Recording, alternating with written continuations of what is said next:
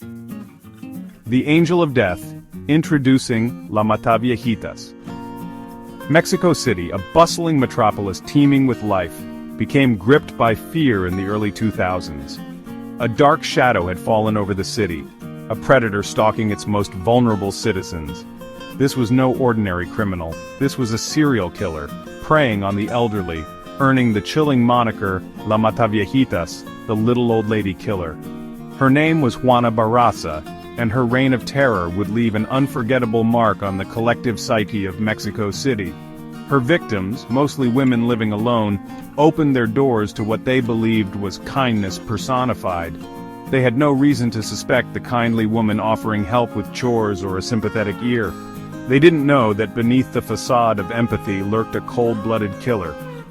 Juana Barraza, the woman who would eventually confess to the murders of 48 elderly citizens, was a master manipulator.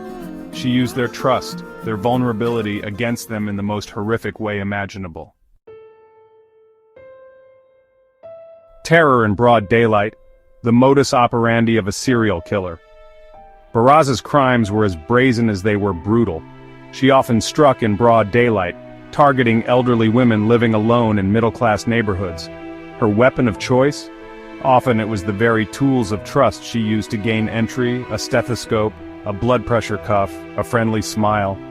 She would pose as a social worker, a nurse, or simply a helpful neighbor, gaining access to their homes with chilling ease. Once inside, the transformation was swift and merciless.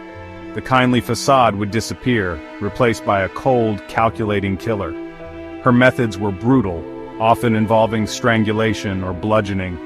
She would ransack their homes, taking small valuables as trophies of her gruesome deeds.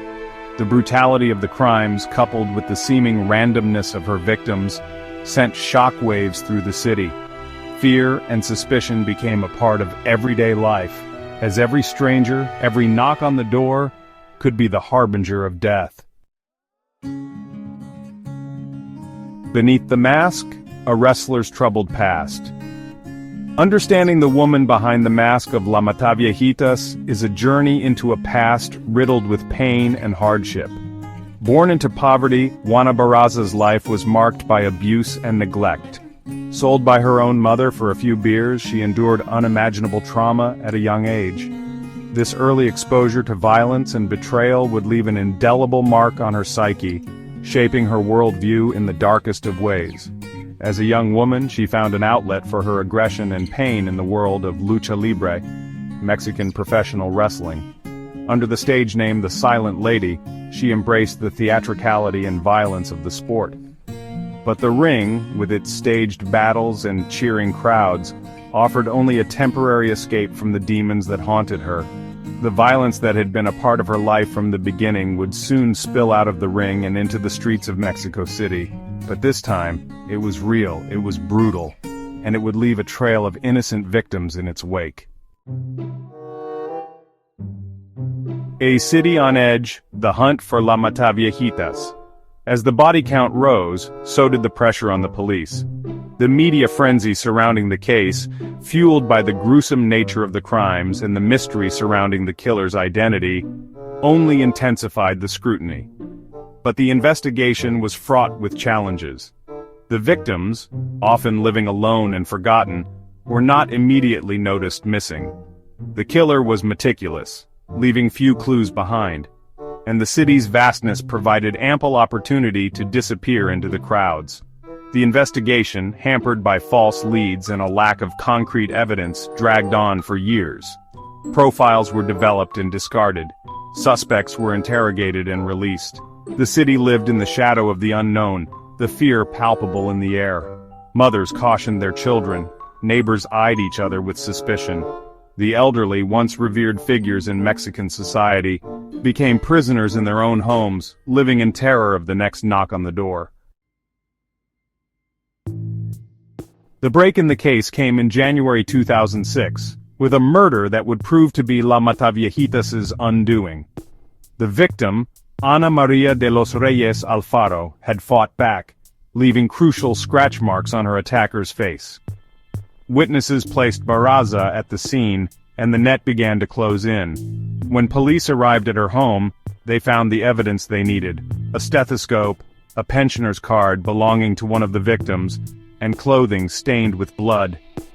The news of Barraza's arrest sent shockwaves through Mexico. Could this unassuming woman, this former wrestler, truly be the monster who had terrorized the city for years? The evidence, however, was undeniable. Fingerprints lifted from numerous crime scenes matched hers. Witnesses, including a bus driver who had seen her fleeing one of the murder scenes, came forward. Juana Barraza, the woman who had hidden in plain sight, blending seamlessly into the fabric of everyday life, had finally been unmasked. Justice served, the trial and conviction. The trial of Juana Barraza was a media sensation. The eyes of the nation, indeed the world, were on the courtroom as the prosecution laid out their case, detailing the gruesome extent of her crimes. They presented a mountain of evidence, including DNA, fingerprints, and eyewitness accounts, all pointing to Barraza's guilt. Her defense team, however, attempted to paint a picture of a mentally ill woman, a victim of her own tragic past, driven to violence by forces beyond her control. In 2008, after a lengthy and highly publicized trial, Juana Barraza was found guilty on 16 counts of murder and aggravated robbery. She was sentenced to 759 years in prison, a sentence that ensured she would spend the rest of her days behind bars. While the verdict brought a sense of closure to the families of her victims, it also sparked a national conversation about the role of mental health, poverty, and societal neglect in fostering violence. Unmasking the monster, delving into the mind of a killer. Understanding the motivations of a serial killer like Juana Barraza is a complex and often disturbing endeavor. Was she purely driven by a thirst for blood, a sadistic pleasure in inflicting pain? Or was she, as her defense team argued, a product of her environment, a woman warped by years of abuse and neglect? Psychiatrists who examined Barraza offered a glimpse into the dark recesses of her mind. They diagnosed her with borderline personality disorder, characterized by extreme emotional instability, impulsivity, and difficulty regulating emotions. Some experts theorized that her crimes were fueled by a deep-seated rage towards her own mother, a rage that she projected onto the elderly women she targeted. Others pointed to the control and power she exerted over her victims, a stark contrast to the powerlessness she experienced throughout her own life. Regardless of the explanation, one thing is certain: Juana Barraza's crimes were the product of a mind twisted by trauma, a chilling reminder that monsters are often created, not born. Scars on a City: The Legacy of La Mataviejitas. The case of La Mataviejitas left an indelible mark on Mexico City. It shattered the illusion of safety, particularly for the elderly, who had once been revered figures in Mexican society. The fear instilled by Barraza's crimes lingered long after her capture, prompting many families to withdraw their elderly relatives from nursing homes and care facilities, choosing instead to care for them at home. The case also exposed the vulnerabilities of a society grappling with issues of poverty, domestic violence, and inadequate mental health resources. Barraza's own troubled upbringing, marked by abuse and neglect, highlighted the urgent need for social safety nets and intervention programs to protect vulnerable children and break the cycle of violence. A call for understanding, confronting the roots of violence. The story of Juana Barraza, while horrifying, is ultimately a human tragedy. It is a stark reminder that behind every crime, every act of violence, lies a complex web of factors that contribute to an individual's descent into darkness. While we must hold perpetrators accountable for their actions, we must also strive to understand the root causes of violence, addressing issues like poverty, abuse, and mental illness with compassion and a commitment to creating a more just and equitable society. Only then can we hope to prevent future tragedies and break the cycle of violence that continues to plague our communities.